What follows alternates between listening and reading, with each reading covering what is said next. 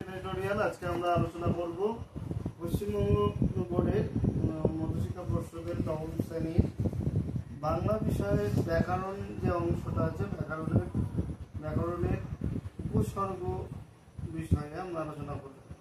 উপসর্গ প্রথমে কাকে বলা হয়? উপসর্গ কাকে বলে? যা শব্দের প্রথমে বসে, যা কি হয় শব্দের প্রথমে বসে। কোথায় বসে? যা বসে শব্দের প্রথমে। অ্যাকচুয়ালি শব্দের প্রথমে নয়, ধাতুর প্রথমে বসে। ধাতুর প্রথমে বসে যে হচ্ছে শব্দের অর্থকে পরিবর্তন করে তাকে উপসর্গ বলা হয়। শব্দের অর্থকে পরিবর্তন করে তাকে উপসর্গ বলা হয়। যেমন আমি যদি ও লিখি, এখানে অভি লিখি,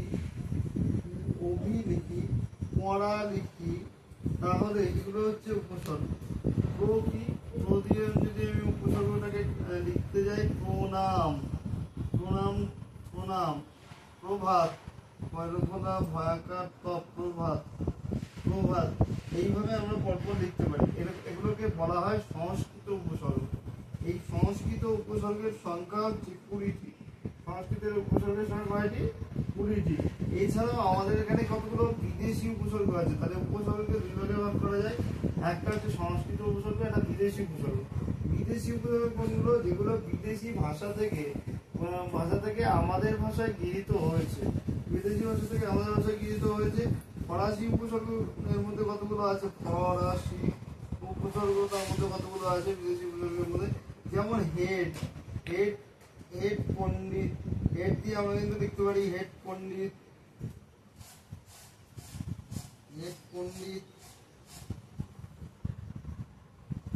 হেড মিস্ত্রি। হ্যাঁ, তাহলে এই যে হেড পণ্ডিত, হেড মিস্ত্রি, তারপরে হচ্ছে হেডমাস্টার, হ্যাঁ হেডমাস্টার, এইগুলো কিন্তু বিদেশি উপসর্গ, অর্থাৎ বিদেশি ভাষা থেকে আসা উপসর্গ। এবার উপসর্গের কাজ যেটা মূলত, যেটা শব্দের প্রথমে বসে এবং যেটা অব্যয় সূচক, অর্থাৎ যাকে পরিবর্তন করা যায় না বা যাকে ভাঙা যায় না, তাকে উপসর্গ বলে। এই উপসর্গগুলো আরো কয়েকটা যদি আমি দেখি, সম দিয়ে, দন্তাস্য ম, সম দিয়ে কি হবে? সম গোত্র, সম বয়সী, ঠিক আছে? এগুলো হচ্ছে উপসর্গের উদাহরণ। তারপর হচ্ছে পরা দিয়ে, পরাভব, পরাজয়। আমরা খুব সুন্দর এটা, মানে আমাদের জানাশোনা একদম কমন একটা উপসর্গ হচ্ছে পরাজয়। পরিণত। তারপর যদি আমরা এখানে লিখি যে পরি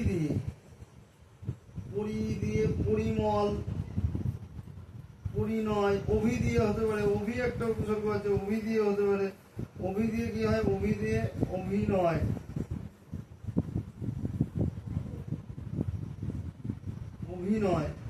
তাহলে অভিনয় হচ্ছে কি ধরনের উপসর্গ? অভিনয় হচ্ছে সংস্কৃত উপসর্গ বা আমাদের দেশীয় উপসর্গ। সংস্কৃত উপসর্গ কটি আছে? 20টি আছে। সংস্কৃত উপসর্গ কটি আছে?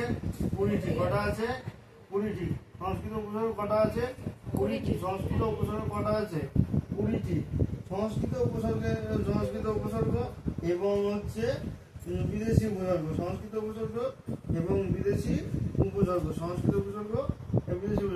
বিদেশি উপসর্গগুলোর মধ্যে কিন্তু ভাগ আছে। ইংরেজি উপসর্গ আছে, ফরাসি আছে, অন্যান্য উপসর্গ আছে। অর্থাৎ যে ভাষা আমরা অতীতকালে আমাদের ব্যবহার করেছি বা বর্তমানে ব্যবহার করছি, সেসব ভাষা থেকে কিন্তু আমাদের শব্দ কিন্তু আমাদের মনে ঢুকবে। এই হলো উপসর্গ সংক্রান্ত আলোচনা। নবম শ্রেণীর জন্য যতটুকু দরকার প্রয়োজন ছিল তাদের সিলেবাস অনুযায়ী ততটুকু এখানে আলোচনা করা হলো। এছাড়াও 20টি উপসর্গ তোমরা যদি ভালোভাবে পড়ো, যেটা তোমাদের টেক্সট বইতে, সংস্কৃত ব্যাকরণ বইতে দেওয়া আছে, এবং তার যদি প্রতিটা করে 3টে করে তোমরা উদাহরণ পড়ো, যেমন প্রো দিয়ে যদি 3টে উদাহরণ পড়ো, প্রণাম, প্রণাম, প্রবাদ, তারপরে হচ্ছে প্রণয়, এইভাবে যদি 3টে পড়ো তাহলে কিন্তু তোমাদের এটা কিন্তু কমপ্লিট হয়ে যাবে এবং পরীক্ষায় এই উপসর্গ থেকে যে কোশ্চেন আসবে তাতে তোমরা নাম্বার। উপসর্গ একটা সহজ অংশ। উপসর্গ কাকে বলে? যে যে সমস্ত অংশ বা যে সমস্ত খণ্ড শব্দ ধাতুর সঙ্গে যুক্ত হয়ে শব্দের শব্দের অর্থকে পরিবর্তন করে তাকে উপসর্গ বলে। যে উপসর্গের একটি সাধারণ বৈশিষ্ট্য হলো একে ভাঙা যায় না, একে ব্যয় করা যায় না, এটা অব্যয় সমতুল্য, এটাকে ব্যয় করা যায় না। এই ছিল আজকের আলোচনা। এই অবধি ছিল আজকের আলোচনা। এর পরের ভিডিও আমরা অন্য কোনো বিষয় নিয়ে এগিয়ে যাচ্ছি। পরের ভিডিওর আলোচনার বিষয় হচ্ছে রাধারানী গল্পের মূল বিষয়বস্তু এবং তার ছোটো ছোটো শর্ট কোশ্চেনের ভিডিও নিয়ে আমরা খুব তাড়াতাড়ি আসি। ততক্ষণ পর্যন্ত সাথে থেকো আর চ্যানেলটা লাইক, কমেন্ট, সাবস্ক্রাইব করো।